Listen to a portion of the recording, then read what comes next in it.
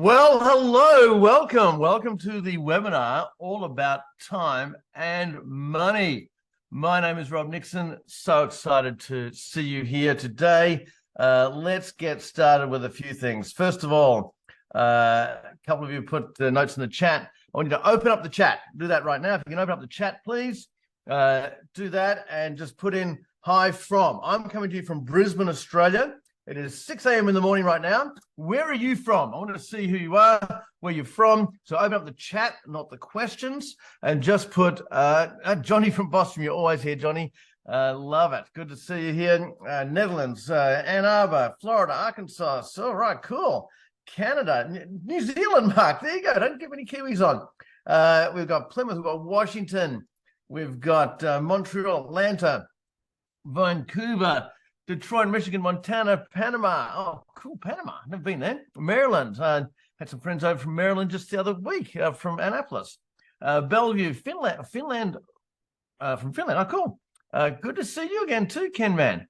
Wow. Gavin from Wollongong. Been a while, Gavin. Cool. Okay, team. Welcome. So good that you're here. Let's get into this. My name is Rob Nixon. And today we are going to be going through a really cool little session called Time and Money. Now, team, we're going to use the chat. This webinar is going to last for about an hour and a half. Let me just double check that. Boom, I'm just going to check something again. And it was boom, do that. Cool. It's going to last for an hour and a half, and I want you to ask so many questions that because I've only got content for about an hour, by the way. So we're going to make it interactive. Ask questions. Do that through the chat right here. Now, before we get started, a couple of antagonists. Yes, Roy. Someone. What did they call me the other day? Polarizing. Someone called me polarizing the other day. You polarize people, and I said, well, sometimes you got to do that to make people change and act. So, team, let's get into it. This is all about time and money, the Nirvana webinar. This is end of the year to give you some thoughts to end the year strong and also to start the new year really strong as well. So, first of all, we have an agenda today. Our unhidden agenda, we'll make it very clear every time. We want to help 8 USA or Canadian firms right now, or Mexico or Panama, but the work happens in the USA and Canada. So if you are over $1 million in revenue right now, if you're 1 to 5 aligned partners, you're ambitious and you're coachable, then let's meet to see if we can help you. Let's meet to see if we can actually help you achieve as much time as you want and as much money as you want. Meeting details are in the chat. I'll just pop those in right now. Boom. We'll come back to that as well. And towards the end, because this is a webinar about 3 things. Number 1, it's about redesigning your business. Number 2, it's about making as much money as you want. And number 3 is about having as much time as you want as well. So first piece of discussion we've got is a question. And the question is, as I hit the right button here, the question is why? I'm going to get right into the meaty, deep stuff right away. Why are you doing this? Why are you in business? Why do you put yourself through it? Why do you work the hours that you work? Why do you take the risk that you take? Why? Why do this, right? I know because since 1994, I've worked with accountants all over the world. I worked in 18 countries. I've trained about 200,000 accountants, coached over 600 firms directly, done a couple of thousand events, been to hundreds and hundreds of accounting firm offices. Accountants have been my life for nearly 30 years. And I've seen the good, the bad, and the ugly. I've seen the ones that make a lot of money and have a lot of time. I've seen the ones that don't make a lot of money and don't have a lot of time and everything in between, right? I know of a partner of an accounting firm in Asia who's a billionaire out of his accounting firm. You can have whatever you want out of this firm, but why? Why are you doing it? Why are you doing this thing? Why are you in business in this accounting firm? I think there's only one reason. And I think the reason is, this is my beliefs, to see if it resonates with you. I think the reason is because you want to achieve things in your life and you want the accounting business to be the vehicle to help you achieve those things in life, whatever those things are, right? You see, the accounting business you've got should be fuel for your life, not your life. It should be fuel to engage your life. It's a noble profession for sure. It's without a doubt something very useful to the community, but there's got to be something in it for you. And I think those experiences, those things you want out of your life can be wrapped up into a popularized term called a bucket list. You see, what is it you want out of life? The accounting business can provide. Whatever it is you want out of life. It might be travel you want out of life. It might be things you like. It might be experiences. It might be health that you want. Now, the accounting business can't supply health, but it can supply the time to help you get healthy. Is it family you want to have more family interaction? You want to learn some new skills, sport, adventure of some sort of challenge, some charity activities, friends, kindness, or your time. Whatever it is you want out of your life, this accounting business can provide and provide and provide. But you've got to start with you. Why? Why are you doing this? Why do you want to do this? To achieve your bucket list, you just need three things. You need time to tick them off. You need money. Some of these things cost money. And you need desire. You need desire. You need some drive to do it. Otherwise, you're just going to exist. And by the time you sell your firm or retire from your firm, you know, what's going to happen then? Well, why not enjoy life along the way? Why not reshape your accounting business really fast? Like, I mean, super fast. Reshape it so it provides whatever you want to do in your life. Whatever you want to do. How big is your bucket list? Mine's 132 right now. Ticked off just 2 weeks ago. It was really cool. Went on a pub crawl in outback Australia. So drove 2,400 kilometers. We on outback pubs. It's a thing. Let me just grab a book. Hang on a sec. And you can see this. There's actually a book all about outback pubs, if you can see that if I'm on camera, right? And so we did a pub crawl, and that was one of them. Went to a pub crawl. We drove, had a small beer, got a sticker, went to the next one. It was a bucket list thing. It took time. It took a week. And also we did an artesian mud bath right in the outback and outside, right? Bucket list. What are you doing to live a great life? And the accounting business can provide that. However, depending on how big your list is, your bucket list is, depending on how big it is, will determine how you need to reshape or shape your firm. Because right now, the question I've got, before we get into the deep content, right? We're going to some deep content. Right now, the question I've got is your accounting firm providing all that you want in money, time, so that you can achieve what you want out of life? If it is, then exit the webinar now. You're wasting your time. If you've got your accounting firm working so well, it provides whatever you want in your life, then don't be on this webinar. That's okay. Let's see if anyone left. Where's my thing here? No, we've got 178 on. So, one left. There you go. One came on. So good. We don't want you here. If you're not going to enjoy this, right? It is about reshaping your accounting business. Still here. Thanks, Jim. Right? Reshaping your accounting business so that you can enjoy your life. That's what this is all about. That is what the work that we do is all about. It starts with the bucket list. That's step one. Step two.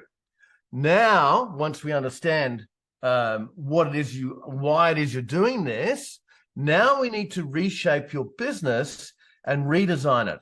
What we call business by design, your business by design. Here is the 5 questions you need to ask yourself. 5 questions you need to ask yourself, and the answers to the questions become your business rules to redesign your business your way so that you have all the money, all the time you need to actually achieve your bucket list. So 5 questions in order. Number one, what do you want your business life to look like, your working life? What is it that you want to do in your job of business, right? So how many hours you work here personally, what sort of work you personally do. Do you want to do any client work at all? Do you want to be the firm administrator, the manager, or operations? Do you just want to sell? Your business life. By the way, this is starting again. This is redesigning what you've got. Imagine, if you will, you had a blank sheet of paper, and there was nothing on there, but you asked these 5 questions of yourself.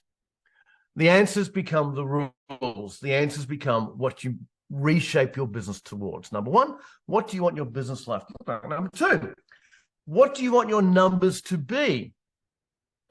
We help accounting businesses that start as accounting practices. We help them go from wherever they are to more than $1 million profit, while the partners are charging less than 500 hours, right, per year. What numbers do you want? Do you want a $5 million revenue, 10? Do you want a $2 million profit, 5 million profit? Do you want no chargeable time? Do you want no accounts receivable? Do you want average hourly rate of more than 500, et cetera, et cetera, et cetera? All achievable, all done. Talk about accounts receivable last, what day is today? On Tuesday. So it's my Thursday right now, so 2 days ago. You're Monday, if you're in the United States. On Tuesday, talking to a firm, they're about 2.2 million. We're coaching them. And I said, Jennifer, what's your accounts receivable? She says 0.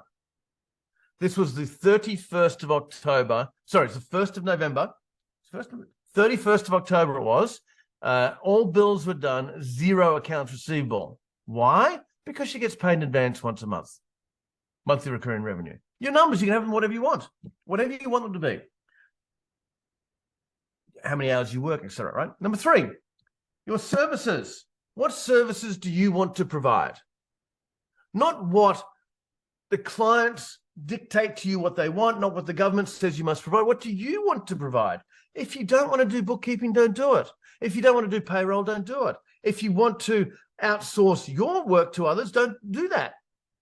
You might say, we're in the marketing business and we market these types of services. What services do you want to provide? What culture? Number 4. What environment? Are you a virtual culture? Only proactive people? No mediocrity. You know, you've got culture of fun, culture of work, whatever. What culture do you want? And number 5, you heard it here first. Clients come last. You come first. Your clients, your ideal perfect client. What is the next client you're going to sign up that looks like the perfect client to you? They look like that because you've worked to say, we only accept clients like that. So for us, our firm's starting mark must be more than $1 million in revenue. Why? We get asked all the time. I'm at $900,000 in revenue, some firms say. Will you take us on? We say no. Show us that you can get to $1 million in revenue. We'll show you how to get to $1 million in profit. So $1 million's the cut, right? 1 to 5 partners. Why no more than 5, unless it's a corporate structure? Because large partnerships, there's too many indecision makers, too many people not doing things.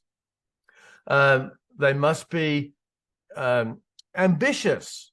Why? Because we're going to push you. We're going to ask you questions and keep the accountability onto you. You must be coachable. Why? Because you have to implement when we work with you. So that's our ideal client, right? Ideal firm. What is your A-class client? 100% of the firms we work with are A-class clients. 100% are A-class clients.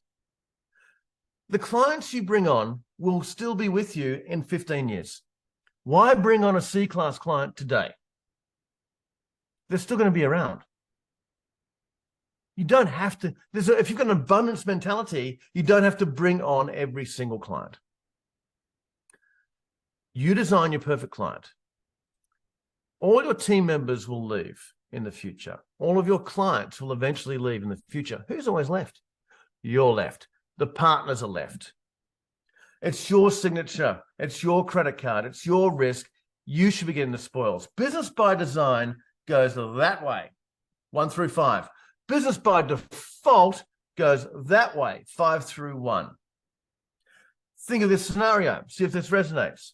You get started in business and away you go, right? Clients appear from wherever. Oh, right, clients, referrals. We need to hire some people. Just grab whoever we can hire, right? Culture. Services. Oh, we're doing this, we're doing that, we're doing this. Your numbers suck and life isn't good. Business by default is where most firms start. Business by design is intentionally recreating what you want to create so that you can have all the money and all the time you want, so that you can achieve your bucket list. Is this making sense, team? Give me a signal. You've all been listening for 10 minutes. Give me a signal of something.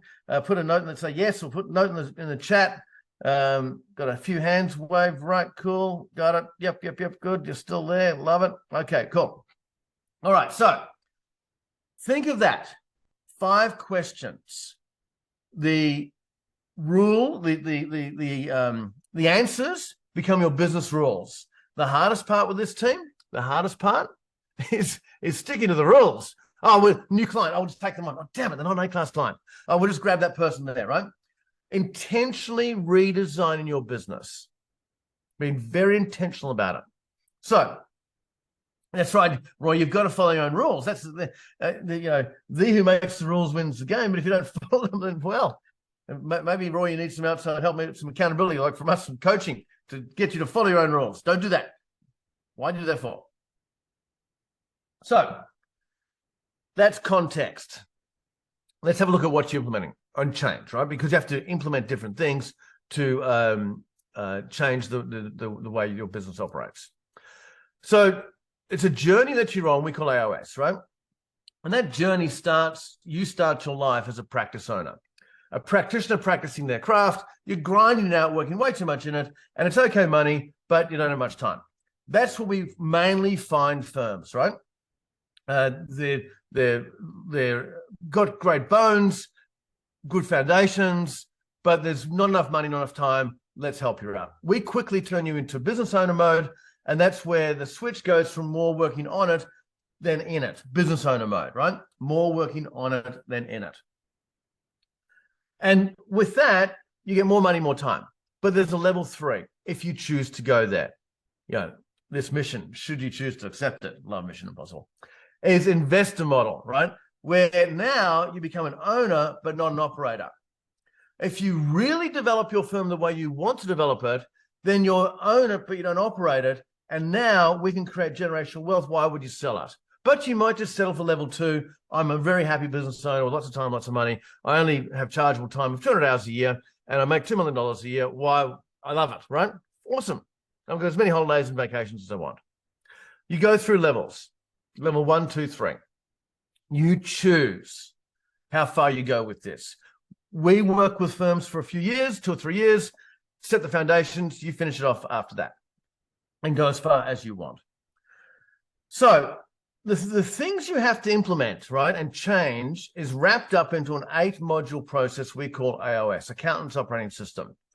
What is it? Well, first of all, it is all about best practice, the best way to run your accounting firm. With all the research, all the work we've done, all the help we've given, we've boxed it up into a way and said, this is the best way that we've seen. If we find a better way, we'll change it. End-to-end solution to help you reduce time, increase profitability, and thirdly, create a more sustainable business. There are 8 pieces to the puzzle. So I want you to think about those 5 questions.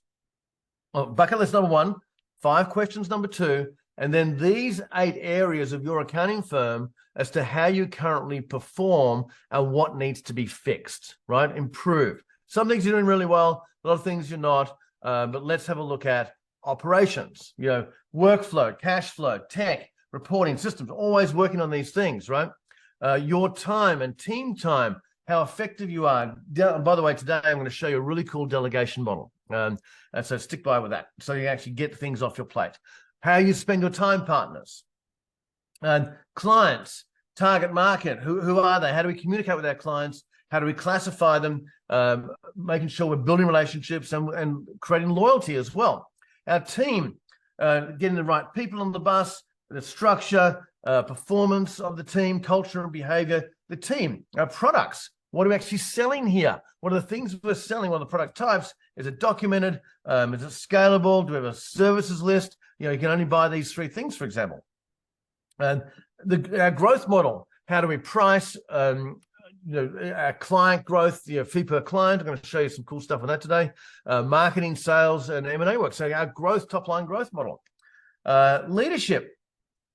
So whether that be, our operational plan, leadership alignment, vision, strategy, and what we call laser execution, which is getting things done, executing with laser focus, right?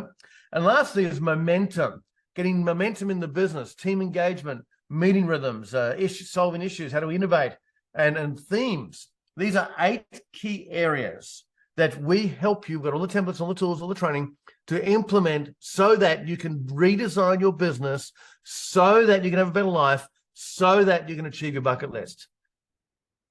This making sense, team? Where is it for you? Let's hear a little story, right? And hopefully my sound is going to work. Wendy, if you're online, can you just send me a little message real fast when the sound comes on? This one? This particular firm, this is Shannon. 5-year journey. 2 years we coached them in San Antonio, in Texas. They went from, when we first met them, $1 million. In fact, it was $990,000, so $1 million. We broke our own rules, right? Now they're $7 million. From 43% partner time, as in partner productivity, to 0%. From 80 business clients to now 140. And from 11,000 average fee per client to 50 grand per client. Let's hear from Shannon herself. Hi, my name is Shannon Badger, and my husband and I own a CPA firm in Texas, and I just wanted to share a little bit about our experience with Rob Nixon's boardroom. My husband and I founded our firm in 2014, and we joined boardroom in the fall of 2018. So we were about 4 years in, and we were $1 million in revenue. We had 10 employees. We had a lot of partner billable time.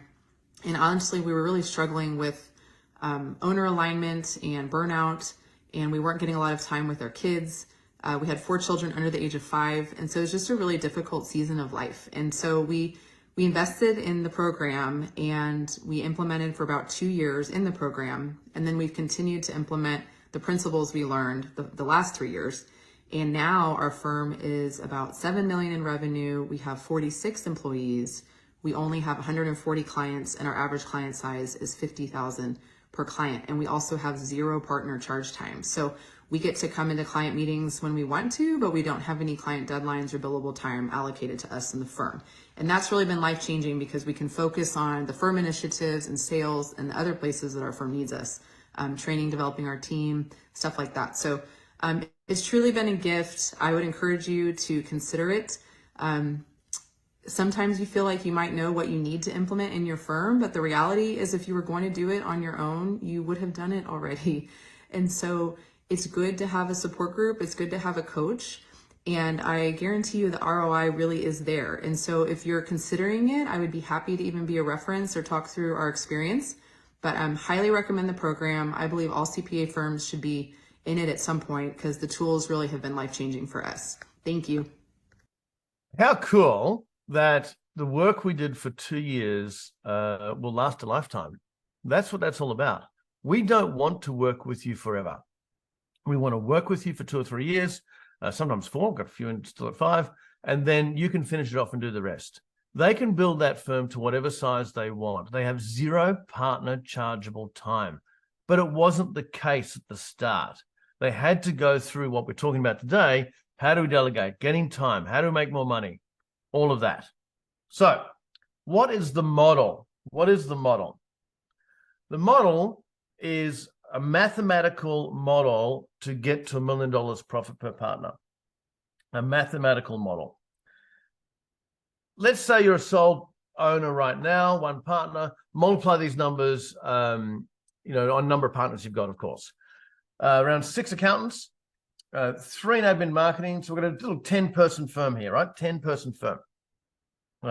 Client numbers, say 200, client groups. Average project value, say 3,250. 4 projects per year. That means average fee per client about 13,000. Pretty much where Shannon was there. She was at 11,000. So revenue here, that times that's about 2.6. Interesting. I had Ray Taggart in my clubhouse here on Sunday. Ray's a friend. Ray is a Brisbane sole practitioner, 10-person firm, does 3.5 million in revenue these days with a 60% profit, right? He wasn't like that when I met him. We haven't worked with Ray professionally since 2013. What's that, 10 years ago? And he has bills. We worked with Ray for about 3 or 4 years. 10-person firm, 3.5. In this case, 10-person firm, 2.6. Salaries, need to keep salaries at around 25%. So gross profit, about 76% here. Overheads, about 14%. And they'll give you total costs of about $1 million, and therefore profit about 60%. We get firms to 50% pretty quickly before partner salaries. But then to get to 60, you've got to go a little bit further, at the same time reducing partner time. Tax, say 35% here, leaves $1 million profit after tax. Now, it's easy to prop up profits in accounting practice and just have the partners do more chargeable time. But wrong strategy, not doing that, right?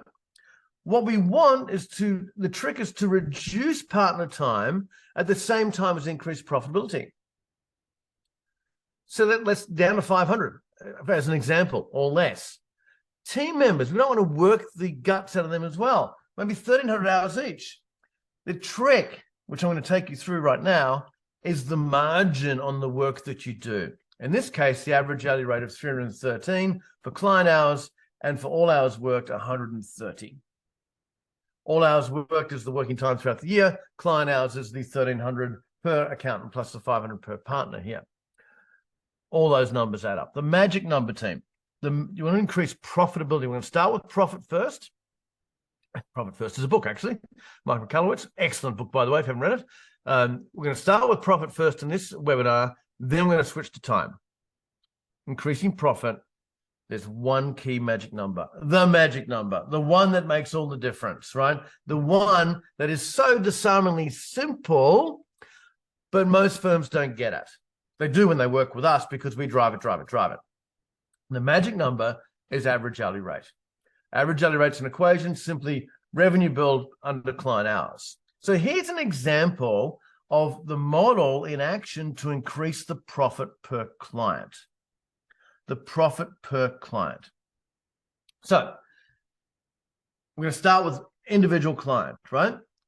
The old way is it took us 28 hours to complete the task, the client job, and we had an applied rate of that person of 175, average hourly rate. Therefore, the job popped out at the end in arrears at 4,900. So that was the way most firms start their journey, time-based billing in arrears. Time-based billing in arrears does not encourage efficiency. It discourages efficiency. It encourages job hogging. It encourages inefficiencies. It's just a bad, you get write-offs with this, discounting before billing. It's bad. The client doesn't know the price. It's all bad, right? It's just a bad model. So what we do with firms, and they've got some firms when we meet them have got some time-based billing in arrears, charged by the hour, whatever comes out. They've got some fixed fee in advance, project fees, some recurring revenue, and some they don't know what they're doing, right? So the whole mix. So what we do is we say, well, let's flip this client around. And what we're going to do is repackage the fee at, say, 6,125 or 7,000, right? We're going to repackage the known work. This is recurring revenue, the known work for the known entities, and we're going to make it $510 a month. The reason I mentioned about Jennifer saying just over $2 million in revenue, got no accounts receivable, because she charges a monthly, 100% of her clients are on a monthly fixed fee. And unless the ACH or the credit card or the direct debit fails, then she'll have accounts receivable. But because 100% are on paid by credit card or ACH on the 1st to the 5th of the month, by the end of the month, there's no accounts receivable. Happy days. Beautiful business, right? So now we take that 6,125 repackaged, we'll still do the work, but now we focus on the efficiencies of doing the work and reduce the time to, say, 20 hours. Not that hard to do. following our 25-step workflow process and the tools that we have for you to reduce time on job. Now what happens, the average hourly rate popped out the end here at 306. Remember our target was 313 on the previous slide. 306 AHR for this particular client. Slightly higher price, repackaged, and then less time. Now what do? We go back to the client and we sniff out a new project and we sell them something new, say $7,500 worth, value-based fees, a project of some sort. You know, I was talking to, we had a firm again on Tuesday, Sadowski. You're going to hear from Clinton later on today. Sadowski, and he said, we need some new projects for the last couple of months. I said, go and sell some cash flow forecasts. $7,000, $8,000, $10,000 cash flow forecasting. Cool, let's do that because we've got capacity, right? We've got so much capacity, it's crazy. Go and sell some value-based fees projects, and you might use the 8 hours you save from over there to there. This particular project is $937 an average hourly rate. $937. Add them together. Now you've got a fee for this client of $13,625. Same 28 hours. Now the margin on this client is $486. How much new profit did we make from this client? Add it up, 8,725, because the time was the same. And we do this, team, over and over and over again. We price up front, ideally by the month.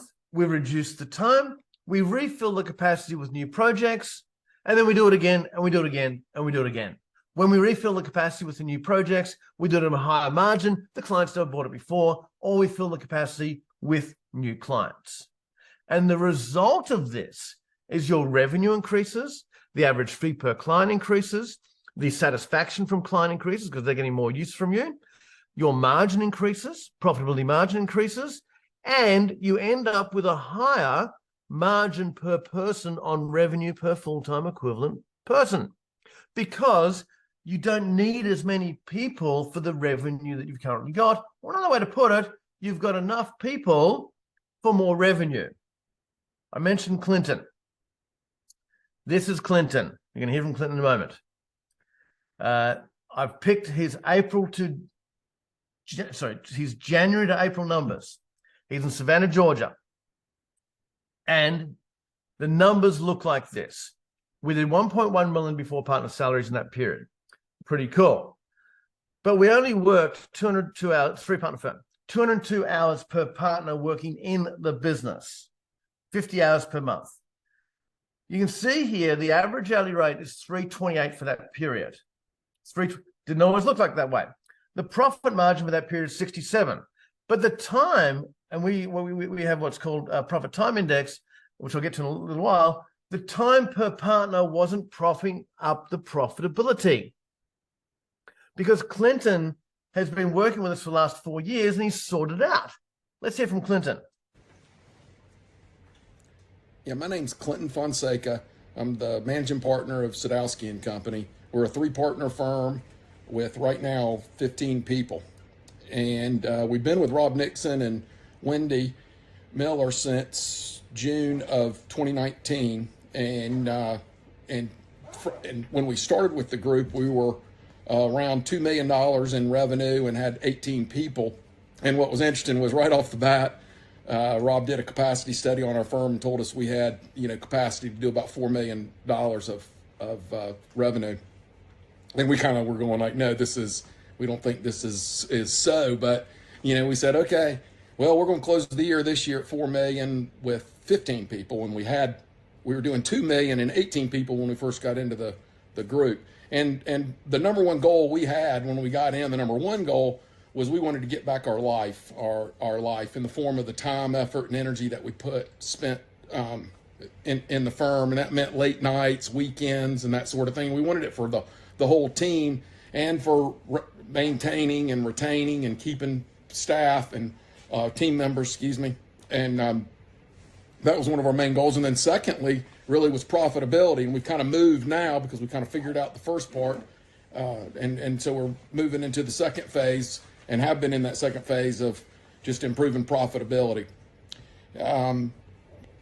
the other thing that's been real important to us is the firms, the other firms in the group, and the openness with the way the meetings are conducted and the way we share information. We've kind of found out that a lot of us have a lot of similar problems, but it's really good because people are at different phases of implementing different programs into their firm for improvement introduced by performance partners. So been extraordinarily happy and look forward to a long and continued relationship with profitable partners. What's cool about this is it takes time. And I do know I've got a gray box over the slide. I'm going to try and fix that in a moment, right? This takes time, but along the way, you make more money and have more fun as you do it, right? And Clinton's a good example of that. So team, let's have a look at the effective average hourly rate, right?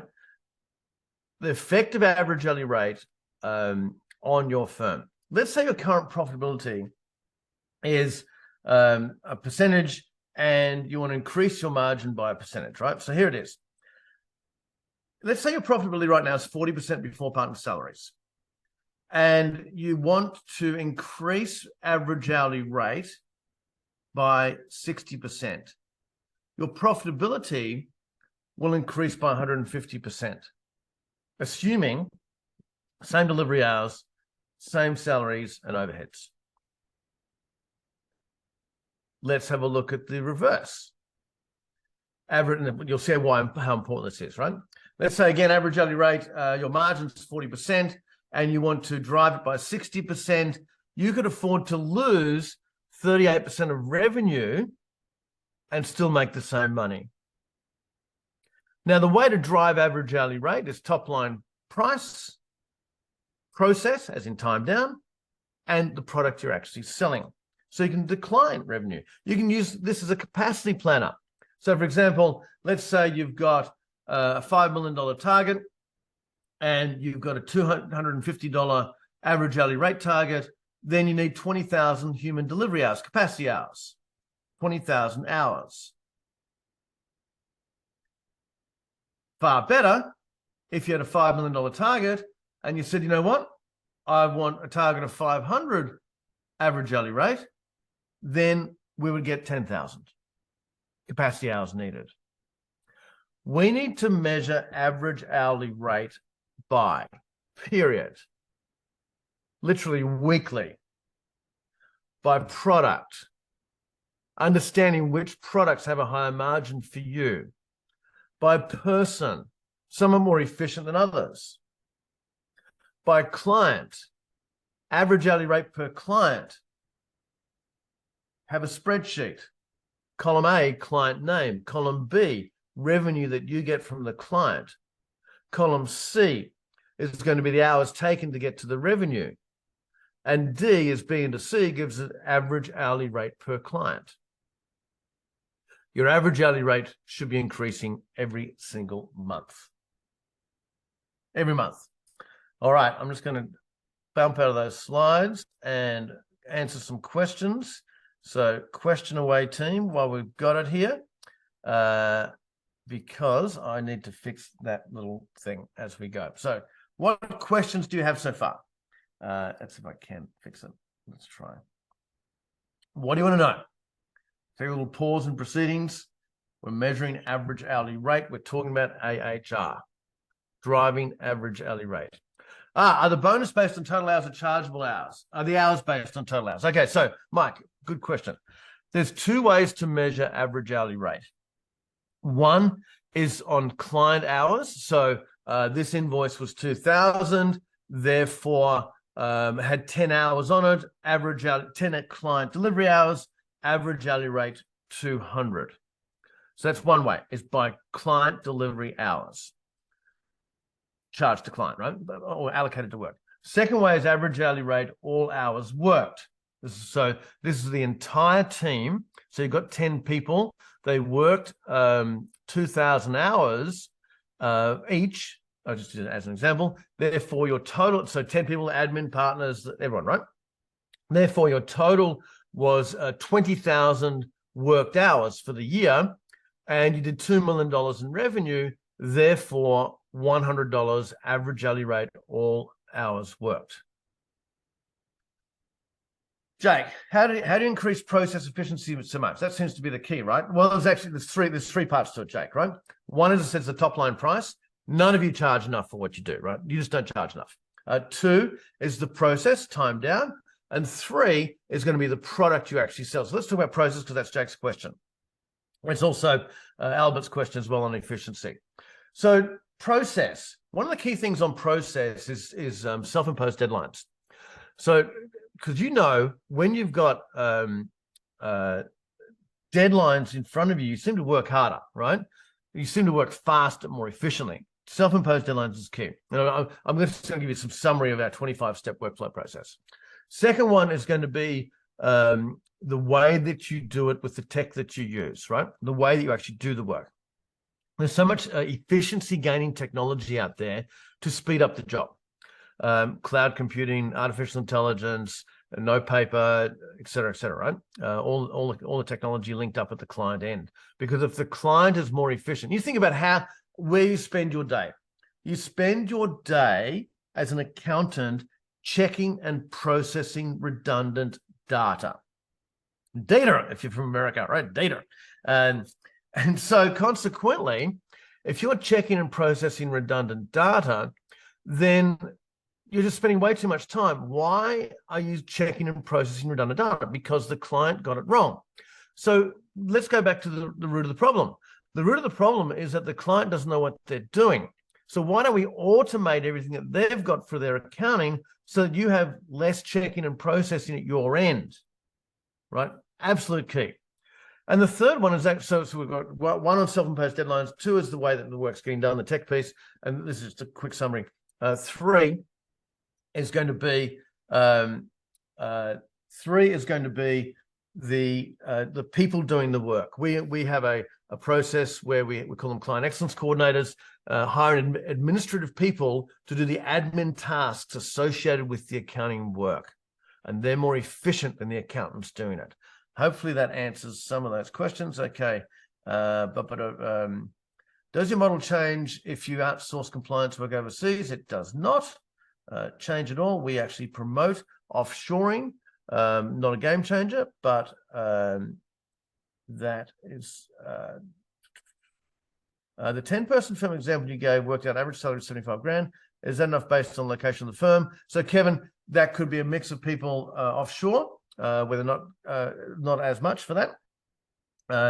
Mark, time-based example, $400 client fee. The total package is 13 grand with same hours. How do you sell the fee increase to that client? So you've got two parts to that, Mark. So one is the $4,900 existing fee, which was repackaged to 6,125, small price increase, maybe add it and then by the month, which equals value. This next part was selling a new project altogether as an example, right? And the new project was $7,500. And that new project, it might be, as you used an example, budget cash flow forecast, the client had never bought that before. Ken, it seems the model relies on continually fund new projects for each client. Doesn't there come a time where there's no more big projects to sell to a client? Yes and no, Ken, right? There's a yes and no. Some clients have bought everything they need that helps them achieve their goals. If you go into the context, you're in business to help your clients achieve their financial goals. What services do they need to help them achieve their financial goals? You look at the Badger case, Shannon went from 11,000 average fee to now 50,000 with additional services. They may peak out at 50, so they may just go and add some more clients. New work is the value. Quick, thank you, Mark. New work is the value-based fees. Got it. Okay, let's keep this rolling. And let's see if I've fixed the screen thing here. All right, let me just double check that. That one looks all right. So here's an example of a firm in South Carolina. Again, the effects of average hourly rate. Let's just see if I've fixed that. Wendy, give me a signal if I've fixed it, please. January to April. So South Carolina, very busy period of time. They made 1.5 million profit before partner salaries. Interesting, the two-partner firm, 129 hours per month they worked in the business, right? So not a huge amount. But the business here It works with any size model behavior, $295 average hourly rate, and the profitability of 59.8%. And is it a defined set of products that all accounting firms need to consider providing? No, is the answer to that, Scott. So this particular firm in South Carolina, interesting now, is doing $5 million in revenue with 22 team members. Wasn't always the case. Hopefully you can see 129 hours is the total time worked in the business. So I'm just getting to that, Mike. You've got to get the thing on what's called profit time index, right? So hang five, Mike. What's interesting here is we've got a $5 million firm now, which was a $2 million firm when we met them, with 22 people. Why? Because they changed the way they're doing it, and they're focused on this one number here called profit time index. What is profit time index? We measure 8 numbers every single month with every single firm. That's the dashboard that you just saw. And one of them is profit time index. Profit time index is the correlation between profitability and how many hours partners work in the business.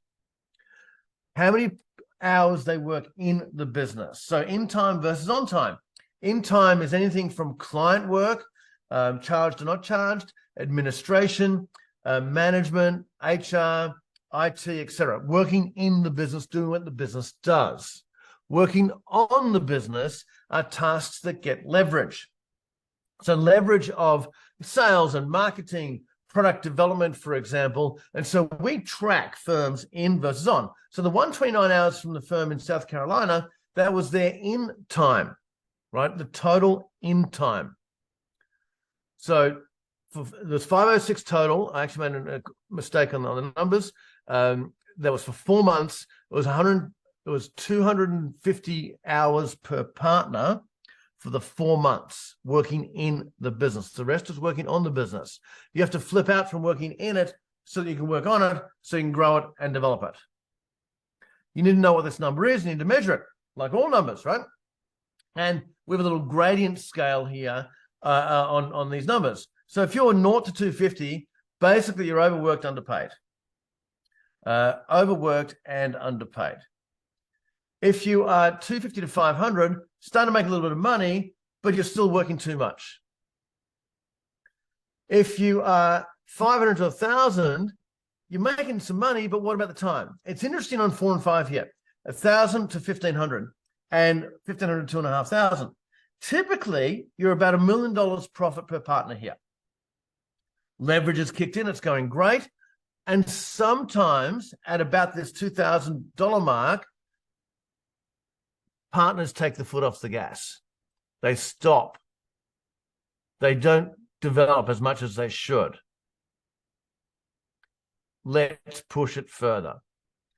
Let's see if we can double it from here without doubling the time. It becomes a game after a while, right? Let's keep pushing. Once you get to about 10,000, typically you've got a corporate model in place and the business is basically indestructible because it's not relying on the partners. The objective here, team, is to get leverage measured by profit time index. The partner's time starts with getting rid of client work, business management work, then marketing work, then sales work eventually. Let's have a look at this firm here. Good fun firm of ours, Palmulis. Again, the correlation. These are January to April numbers. 1.8 profit before partner salaries. They never looked like this 5 years ago, by the way. They look completely different, right? This is a journey they're on. 86 hours per month for the 2-partner firm. They worked in the business, right? You'll see here the average hourly rate was $313, profit of 53%, and then profit time index at $2,670. Didn't always look that way. And they're still growing. They're still getting their time down. Let's hear from Jason. Hi, I'm Jason Parr with Parr Mellis, and we have been with Rob Nixon and Wendy and Profitable Partners since 2018. At that time, we had gross revenue of about 3.6 million. about 1.6 to the partners. And since then, we have grown to almost 9 million in revenue and about 2.5 million to 2.6 million to the partners. We have done well implementing blindly everything that Rob and Wendy suggested, and it's been a very rewarding experience for us.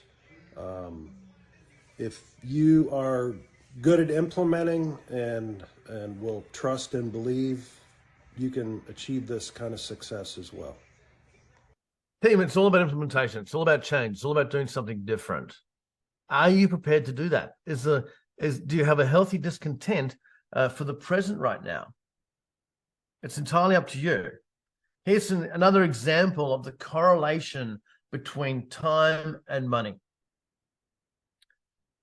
Thank you, Wendy. I've answered a couple of those questions. So May to August, we're down in North Carolina now, Raleigh, North Carolina. $601,000 profit before partner salary, sole practitioner with 20 people, $4 million firm. So this is the May to August period this year. 63 hours per month, sole owner working in the business. And you can see here, average hourly rate 283, profitability at 46.9, was 30% when we started. And the profit time index just missed his target by $32 of 2,368. Didn't always look that way. You've got to progressively change what you're doing. This is the time and money webinar, team. You want to increase the money piece, the actual profitability, percentage, and yield for you. We focus on average hourly rate. Big focus on average hourly rate. We're going to find the time piece. We have to create time. We've got to create time. How do you create time? Well, creating time is really interesting because we've got the same, all of us, the same 86,400 seconds, the same 24 hours a week, the same 7 days a week. We've all got the same time, but it's what we do with our time. Remember our journey at the start, the journey of taking you from practice owner to business owner to investor level, right? That means along the way, you've got to reduce your time and increase your profitability. And depending on your speed and effectiveness of implementation will determine how fast you get there. Here's an example. Again, and this firm's in Atlanta, sole practitioner. Really interesting story. January to April numbers, not a huge profit percentage. I'll tell you why in a moment. 32.6, right? John worked in the January to April period, your busiest time of the year, 35 hours per month. He's a $2.5 million firm this year. He basically has zero chargeable time. So the 35 hours was the working in time. Average hourly rate 417, profit of 32%. Here's why the profit is low. And profit time index here of 2154, right? The profit is low because when he was $1 million in revenue, John was 80% productive, as in client work, like a lot of you do. It's all on your shoulders, right? And what he did, he invested heavily in a senior tax person, number one, to reduce his time. Then he invested in marketing people, number two, so two person on the marketing team.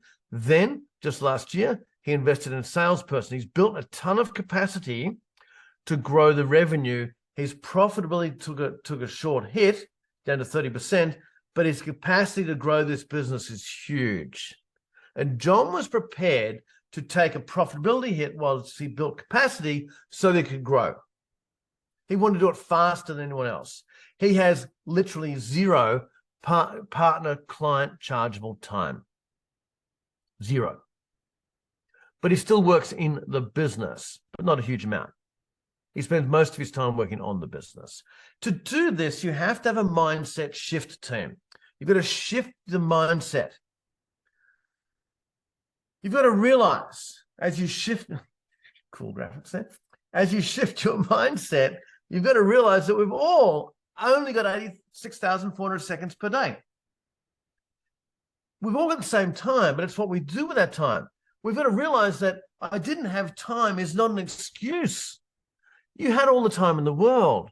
It just wasn't a priority for you. Let's change our mindset. Time allocation is a priority, not a resource. Stop the language, I didn't have time to do it. You did have time to do it because you had time to do something else. You have to believe we can be more efficient than we are. You have to believe that someone else is always better at it than me. You've got to believe that. You have to have a mindset shift that you personally do not need to learn new how-tos. You don't need to learn more how-tos to do the work or the technology piece. You definitely need to learn more, how do I run this business more efficiently? That's where we come in. You have to believe there's always someone to hire. This accounting profession globally hires about 6 million people.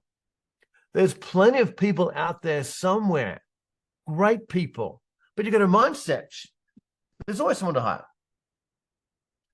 You have to have a mindset shift that when we let go, we progress. And you have to change the way you operate. You want to create time. One of the key things about creating time is tell them what they need to know, not everything that you know. You don't need to go into so much detail. You think you do, but you don't. It's a change in mindset shift. Here's 11 points on how you create time, and then I'm going to go into a delegation model, and then we're going to wrap with a cool story. If you want to create time, you've got to, number one, have a healthy discontent for the present. Big goals. Practically, stop telephone tag, phone you back. Have prescribed meeting times. I'll call it at 2:15. Let's have a Zoom in at 2:15. You've got to get belligerent with your time. Focus on your top three. Spend 80% of your time on the top three highest dollar productive activities. 83%. So those are interacting with Wendy right now. Wendy Miller on the chat. Wendy Miller is my co-host, co-coach, I should say, not co-host. And she's an implementation coach. She works I work with all the firms as well, but she works one-on-one with all the firms too. So we're a team, Wendy and I. So Wendy's answering a couple of questions there. Thank you, Wendy. Focus on your top three. What are the three highest dollar productive activities? Delegate, right? You need to get organized and manage your calendar. It's your calendar, no one else's. Don't let other people manage your day. Client interruptions, email notifications, SMS, text, WhatsApp notifications. Don't let the device rule your day. Have block out time. Block out time when you check emails. Don't just let people appear in your calendar that you weren't in control of. Get organized. Self-imposed deadlines in every task. Multiple self-imposed deadlines. Workflow, we put 4 self-imposed deadlines on every workflow piece with you. Get yourself an assistant. If you don't have an assistant, then you are one. A virtual assistant, project people, team on demand. The people turn them on, turn them off. You have to think who, not how. Who can I get to do this? Not how do I learn how to do it? Leverage, leverage, leverage. Stop over-engineering projects, team. Kevin Bassett, we've got him on film. He has a part of his revenue, about 4 million revenue now, about 500 grand's worth is a CFO service. And when I met him, he was $500 an hour for the CFO service, right? I said, right, Kevin, your challenge is to get that to $1,000 an hour in the next 3 months. How do I do that? Well, I can't change the price. The price is fixed. I said, take some time out of the project. He did, and he did. He realized he was over-engineering the project. So he took some things away, and consequently, he got more margin in the job and more capacity. Who, not how, Roy? Who can we hire to do this? Not how do I do it myself, or how do I learn how to do it? You know, I am fortunate to have a flight on Virgin Galactic. I'm going into space. I've had my ticket for 14 years now, far out. It's just getting started. Flight 5 is tomorrow. And I've met Richard Branson a few times. By the way, my wife bought me the ticket for my 40th birthday. Cool wife, right? And I've had the opportunity to meet Richard Branson a few times, quite a number of times, right? And whenever he gets interviewed, he will, someone will say, so what's the key? He's a billionaire, right? Virgin Group, if you should know it. What's the key to success? And he says the same thing every time. Hire great people around you. I was listening to a podcast the other day, and Richard was asked, have you ever been to a grocery store? He said, no. Not even in the early days. No. Never been to a grocery store. Why? Someone does that for me.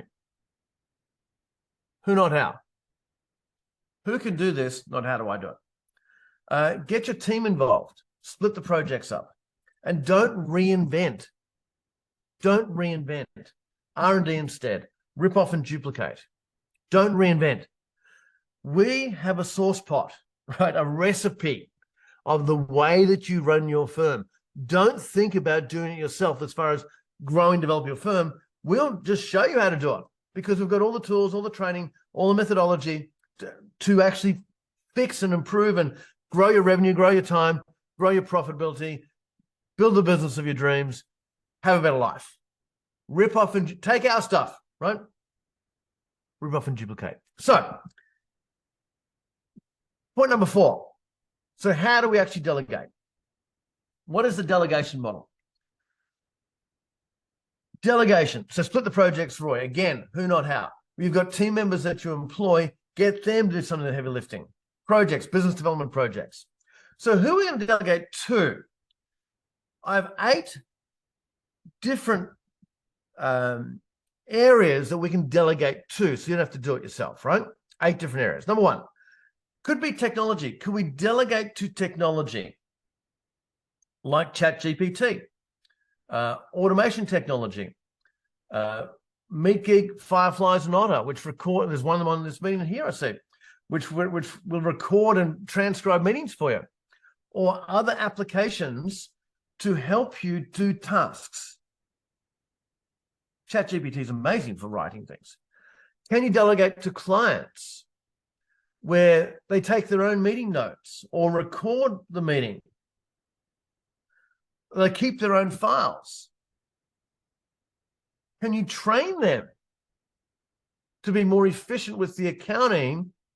You think about it. If the client records are better done at their end, less time at your end.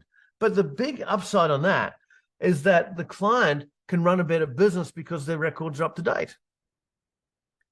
If you want to be dealing with dead, redundant, old data, then you will become the redundant data accountant, dealing in dead data, right? Instead, if you work with the client to get that technology up to date and the receipts are automatic through Expensify or Dext, it's all based on cloud computing, QBO or Xero, then they can run a better business. And your work is reduced as well. Train them, work with your clients. Can you delegate to prospects, prospective clients? Don't do much research. Don't waste time doing all the research on the client. Can they fill in a diagnostic in advance?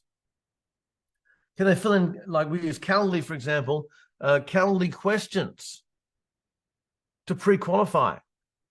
All about reducing time in meeting. Can you delegate to existing team?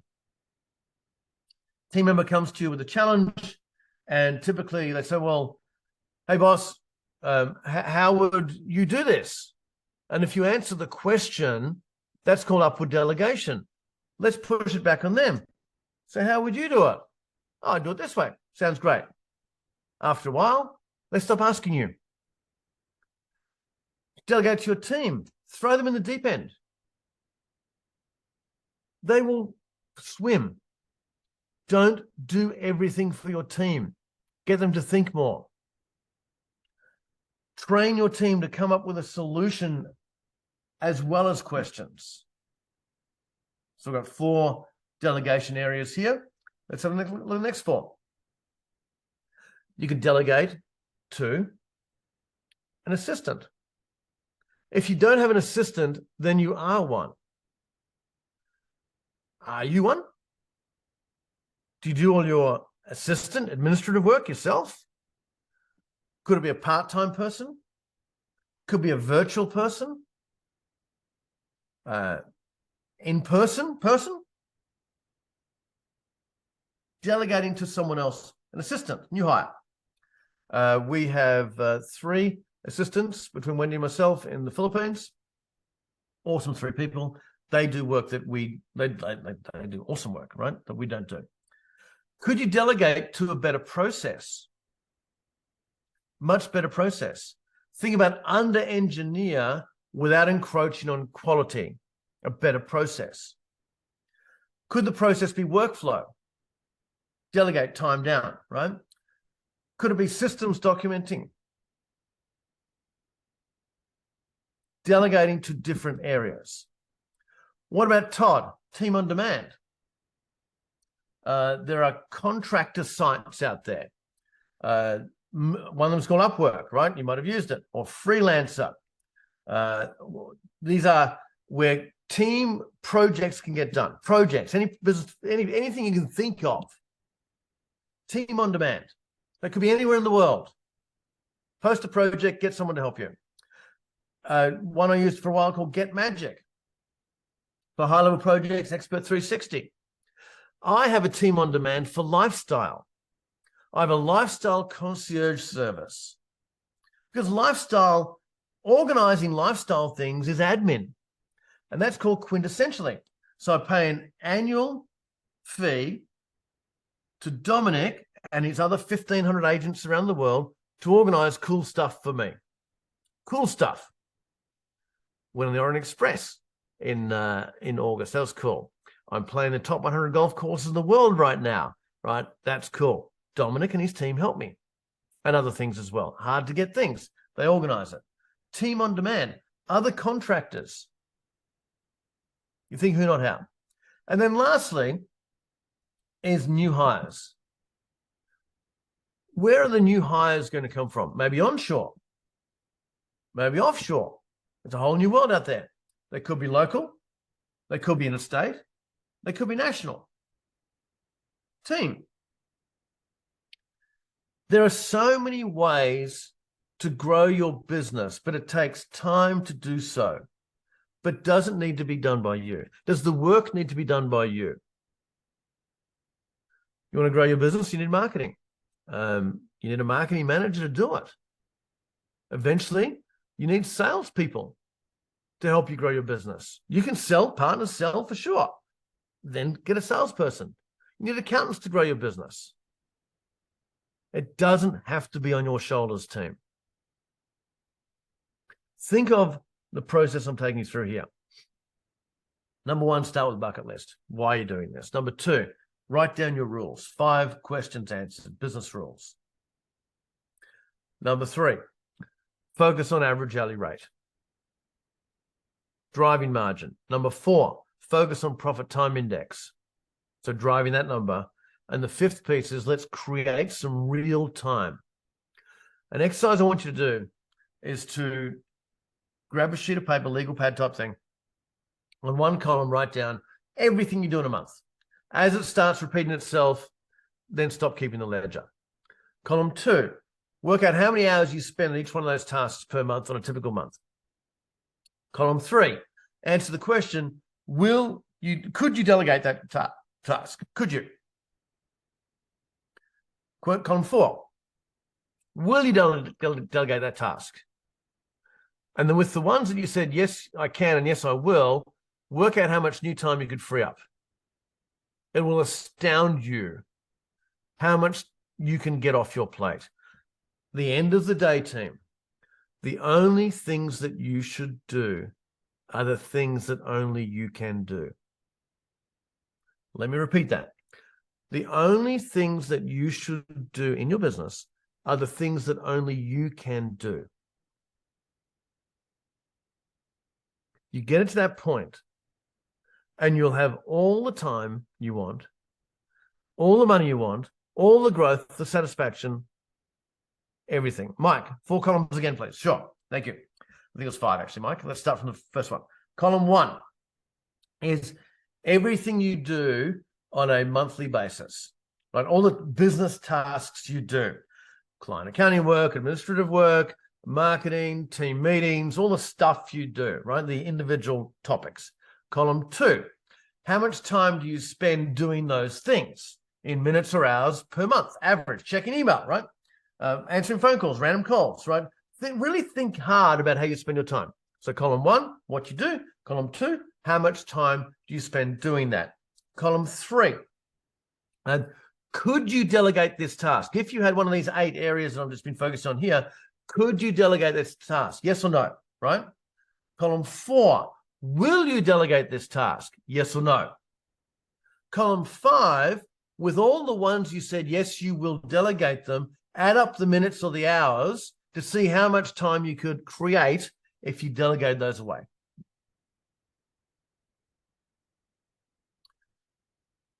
What do you think only owners should do in their business for context? Stephen, great question. So I think business owners, partners in accounting firms should only do 3 things, right? For 80% of your time doing these 3 things. High-end client work that only you have the capacity to do. So full rack rate advisory work for a small amount of time. So 300, 400, 500 hours max, right? For the year. Number 2 is business development. So growth, sales, marketing, tasks that get leverage, working on the business. And the third area is leadership, leading your team, inspiring your team, not general management, because we can hire what you typically call a practice manager. We can hire that, right? I'm talking about leadership. Those are the 3 key things. Who signs off on the work if partners aren't doing the client work, Amelia? Well, we have firms that have full-time reviewers on payroll. Full-time reviewers. You're welcome, Stephen. So, team, got a question for you. Let's ask some questions. What is holding you back? This webinar should inspire you, should give you some confidence that there's a future out there for you, but there's something's holding you back, right? Is it pricing and packaging? The way you price, the way you package? Is it the way you communicate, the communication program with your clients? Is it your whole workflow model, efficiency model? Is it your time utilization model? Is it for growth that you don't have a community or database to market to? Is it that marketing and sales not working very well? Is it your product mix? Is it your people, mindset, structure, performance?